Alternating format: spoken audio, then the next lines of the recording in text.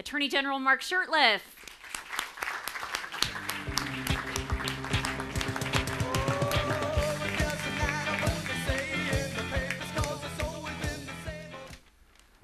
Thanks, Jordan.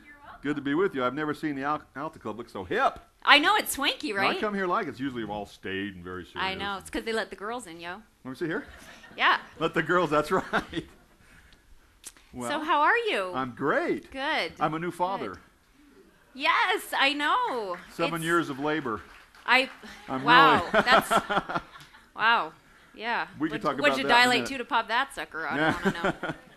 Not pleasant. Well, good to be with you. Congratulations on Green Axe. Thank you. That's awesome. Thanks. Yeah, I feel like I've been asked to the ball, you know, like it's a really amazing company, and I'm thanks super for the rock excited. music. I know, right? I think Roger and I might be close to the same age. Of course, I'm older. Josh has made that point very clear to everybody. But we had some great 80s music, and I appreciated it very much. Nice.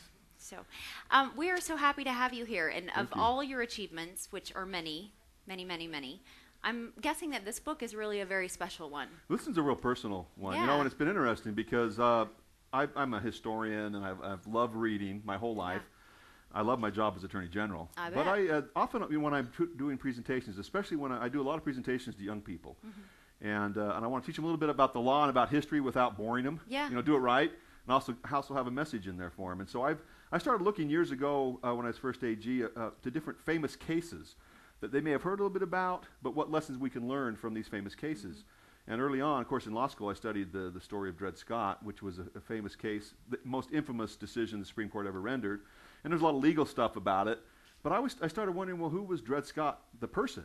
Well, who was this guy? He was a slave, 5'2", 100 pounds soaking wet, a slave who had the audacity, first of all, but then the courage to sue for his freedom in white man court, and keep persisting for 11 years. It's amazing. So it's an incredible story. As I researched, I traveled the entire path that he traveled from Virginia to Alabama to St. Louis, Missouri, up the Mississippi River to Rock Island, Illinois, and then up to Fort Snelling, Minnesota, out to Corpus Christi. That's what I read, that you I mean, did he's been research on everywhere. location. Absolutely. And, I went everywhere he went, and it's done. So I'm excited It's about so it. cool. I read some amazing reviews of it, by the way. Is it out officially? No, launch is 11/3. Okay. Okay, election day. We picked election day nice. this year to roll it out, but it is available. We've actually sold about 8,000 copies Yeah, some people already. have gotten private copies, and there's a lot of really great feedback on the web about it. Just even from his descendants, right, who have read the book and have amazing things to say. I met his great-great-granddaughter, Lynn Jackson, in St. Louis, and invited her to come to D.C. I did a presentation for,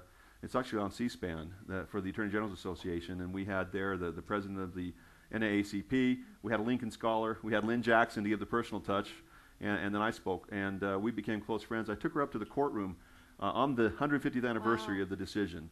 She'd never been there before. Cool. Very powerful, emotional experience to be there where this, and as we walked in, there's a bust of Justice Taney, who was the Chief Justice, who wrote, "A black man is not a man and has no rights any white man would ever have to respect." A horrible thing, but what came of that, him not knowing, because he died 18 months after the decision, was that Abraham Lincoln was just coming on the scene, and he took that decision. He formed his House Divided speech and went into debates with Stephen Douglas. Douglas supported the decision. Lincoln absolutely detested slavery, and he used it really to propel himself to the presidency. So but for Dred Scott, one man, and actually, quite frankly, the white family who helped him, they were the now grown children that he grew up with of his first master. He was sold away, and 20 years later came back. And I always ask, why did they help him? They faced the most powerful pro-slavery family in all of St. Louis. Huge, powerful, rich family. And they supported him because they knew him. They grew up with him. They knew his humanity. They saw him as a person, not as a beast of burden. So it's a great story, I think, for our time when we see all the talk about racism and people are pulling apart. Look, but for this good family who loved Dred Scott and his own courage, Abraham Lincoln likely would not have been elected president, Emancipation Proclamation, freedom, everything else. So it's really incredible, pivotal historical moment for sure, and wow. But thanks for letting me talk so much cool. about it. No, I know. I mean, really, you guys. We're here to talk about you guys Green Axe, need to not my read book. it. It's not just informative, but on the web, on one of the reviews, they gave a sneak peek at one of the chapters, and the prose is just beautiful and rich with imagery and moving and just draws you into the story, and I was a lawyer, Can I tell really. you, can I tell you another Wow. true story about writing this? Yeah. And really, those who know me, they're going to think, oh, here's just a politician pandering. I'm dead serious on this. Okay? A couple of years ago, I had a motorcycle accident, destroyed my leg, took 10 surgeries to put it back together. But as I started coming out of, getting off the pain meds, I couldn't write while I was medicated. But I want to start writing again. And Steve Hassler, my good friend, introduced me to green THP. And so I started drinking that every morning before I started writing. Seriously. Up and going? Absolutely. Yeah. And that is a true story, and I'm convinced that it helped me be more lucid, I just did better. I felt better when I was drinking that that's during the day. very So cool. I guess I should, thank Green THP THP for in the my house. novel. Right on. We got it done, finally. Yes. So great. So what's your favorite flavor? Oh, by far, the pineapple strawberry.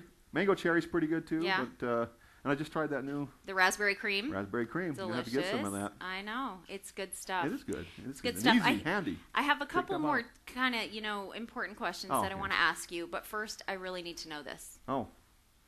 Given that Bob Bennett was graduating from college when you were born, She said it, I didn't. who would win in an arm wrestle? I'll take him in an arm wrestle. Not only that, but I think I could take him, Jason Chaffetz, and Stephen Colbert all All in together one? in a leg wrestle. Yeah, I would leg look at these wrestle. legs. I so want to see that. It's because of the muscle pump tea, right? Yeah, that's right. Yeah. Yeah. Yeah. Maybe to make it fair, you should give Bob Bennett some muscle pump. I think he needs it.